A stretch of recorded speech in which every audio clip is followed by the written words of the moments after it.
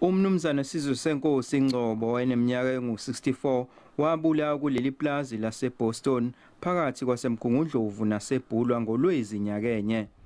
Ingoduso yakhe uThandazile Khuboni, ingane zabo ezimbili nomfowabo kaMakhuboni uBonokwakhe bakhwezwa emotini ngenkani ngemuva kokubulawa kukaNgcobo. Izidumbu zabo zatholakala sezonakele ngozibandlela ziqishwe ndawonye emahlathini amnyama aseRichmond.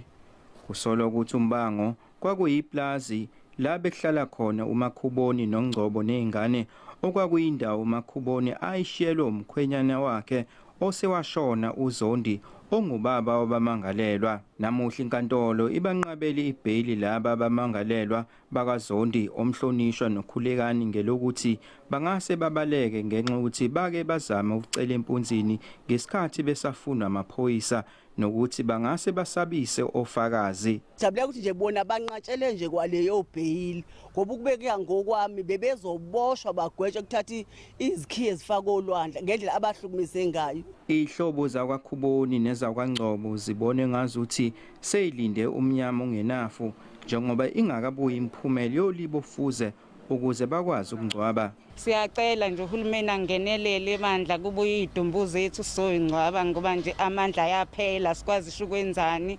Lolu daba luzobuyela enkantolo efanayo ngomhla 29 ngenyanga ezayo. Abasolwa abathathu okuthiwa bayabandakanyeka kuleli cala basagcwele amathafa. Ezindabeni ze-SABC nginguVusi Khumalo eRichmond.